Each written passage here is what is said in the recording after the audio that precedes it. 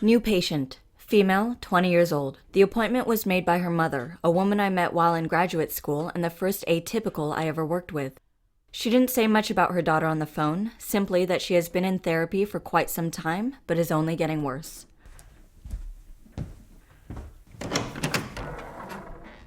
You must be Chloe.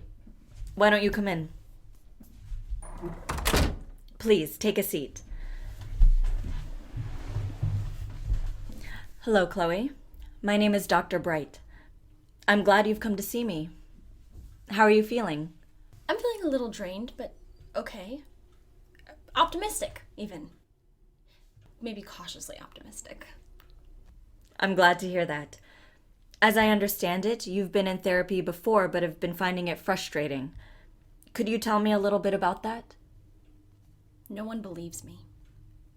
No one believes you about what? About any of it. They keep telling me I need medication, and they're wrong. Why don't we start from the beginning? What made you seek therapy in the first place?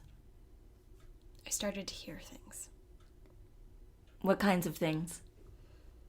Well, at first I wasn't sure. It was just a quiet murmuring, like being next to a beehive, like that steady hum.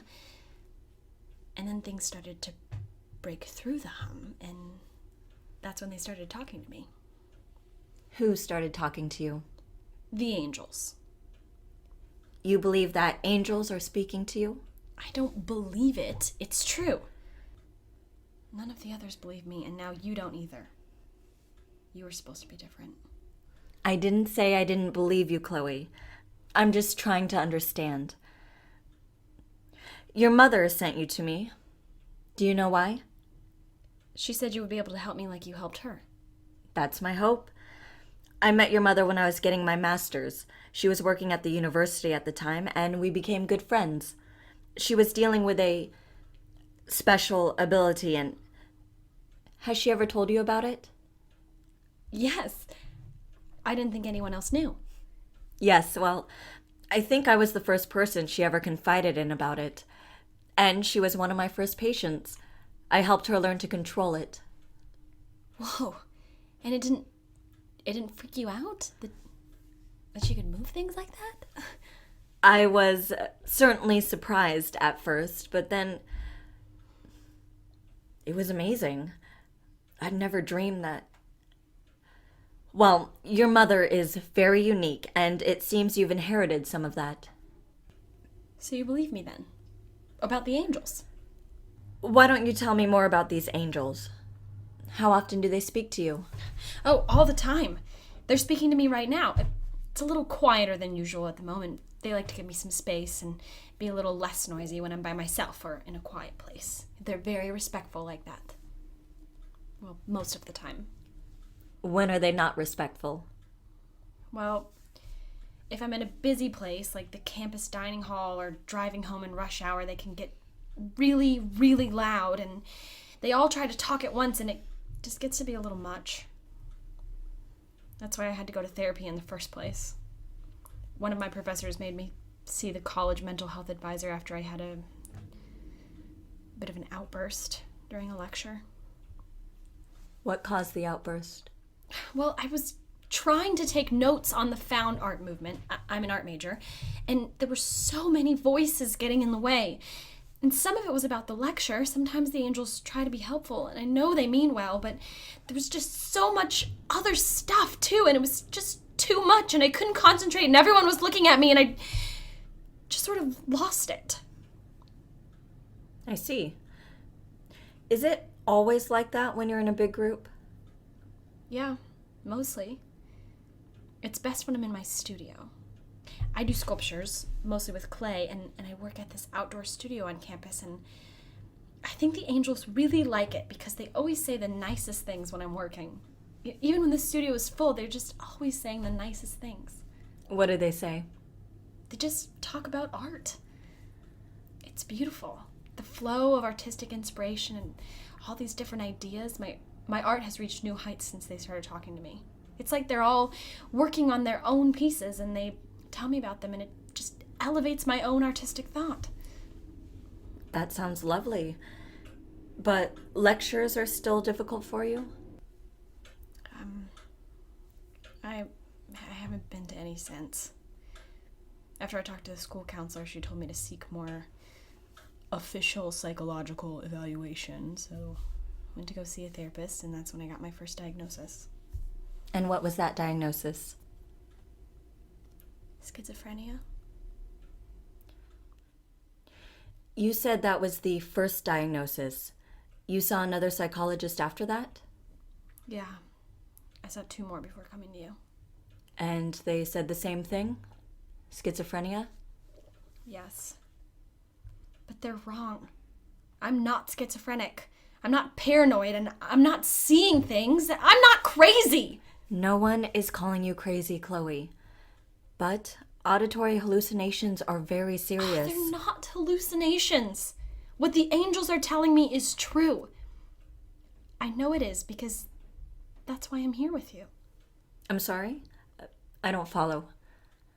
I moved back in with my parents after it all started, and last week I was sitting in the kitchen with my mom trying to help her cook, but there were too many voices and it got to be a little much, so I sat down and I put my head in between my knees because sometimes that makes me feel better, and then this little voice starts telling me things about my mom. Yeah, I'm an only child, but the angel was saying my mom had a daughter before me, but she died. And I didn't know that, and it made me so sad. So I asked my mom about it, and she was so surprised.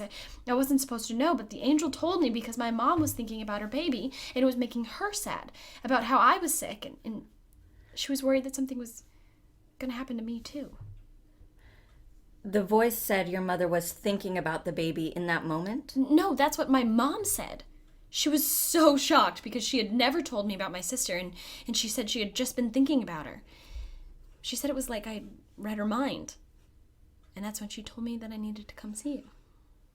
Yes, I see why she would want that. Chloe, I think your mother is right. I think it's possible you're hearing the thoughts of other people. Wait, what?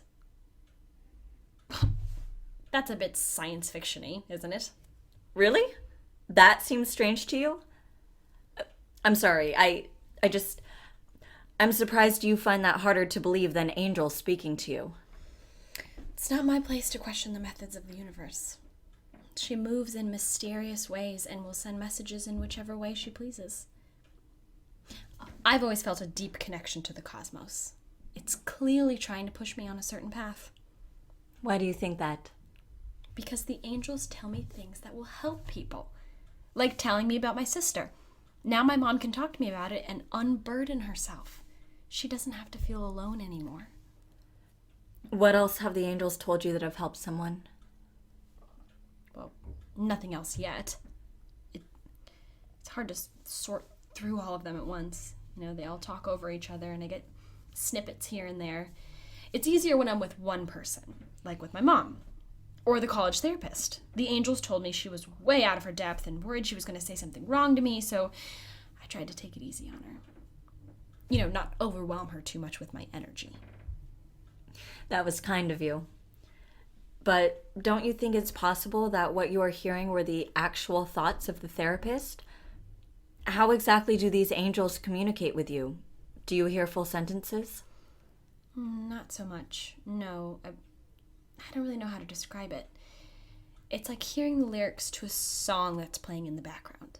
You know, you're not paying attention, but a word or two sneaks its way into your brain, and maybe you get the idea of the song just from these few words and the melody, and does that make sense?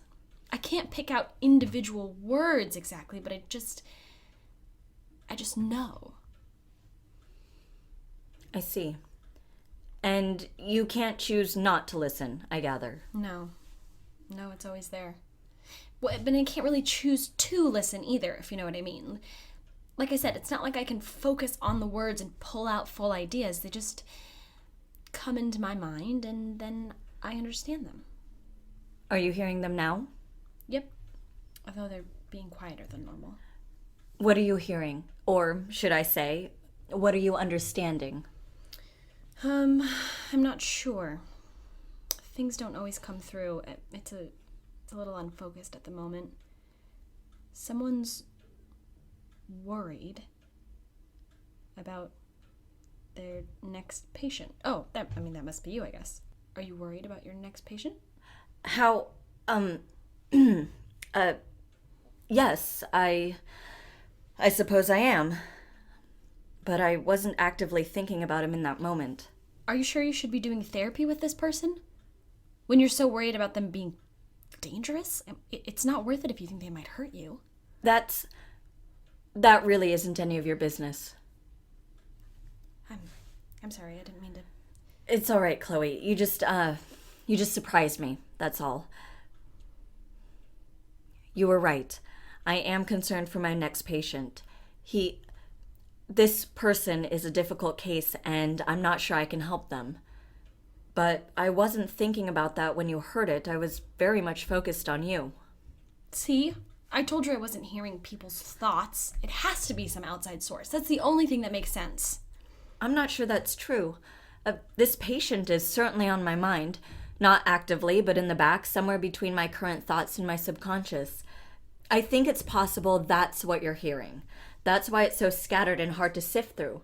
Humans are capable of thinking about so much at once that I'm not surprised it's an unclear connection. Yeah, maybe.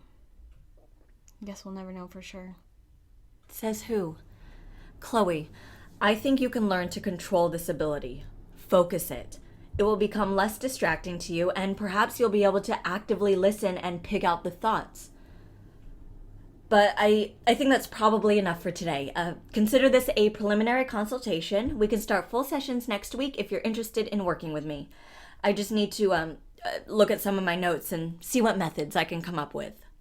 Oh, okay, right. That would be good, I think, if you really think you can help me. Yes, I think I can. Okay, so until next week then, I want you to continue to avoid large groups and see if you can focus more on listening when you're one-on-one with someone. Okay, thank you, Dr. Bright. I'll see you next week. Goodbye, Chloe. It was lovely meeting you.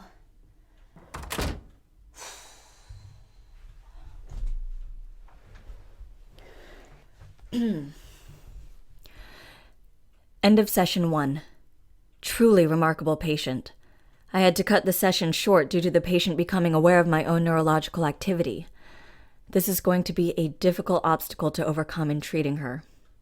She cannot be allowed to hear my thoughts, but I have to teach her to control her listening. In the next week, I will attempt self-hypnotism and meditation in order to control my own thought processes and limit what she can hear from me. If properly trained, she could be one of my most promising subjects.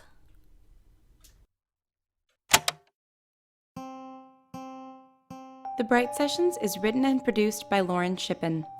The voice of Dr. Bright is Julia Morizawa. The voice of Chloe is Anna Laurie. Special thanks to Elizabeth Laird for her advice as both a psychologist and lover of fiction, to Elizabeth and Matthew Harrington for their enduring support, and to Anna Laurie for our graphic design. For additional content, or to donate to our podcast, please visit thebrightsessions.com. For any questions or just to say hi, email us at thebrightsessions@gmail.com. Thanks for listening and stay strange.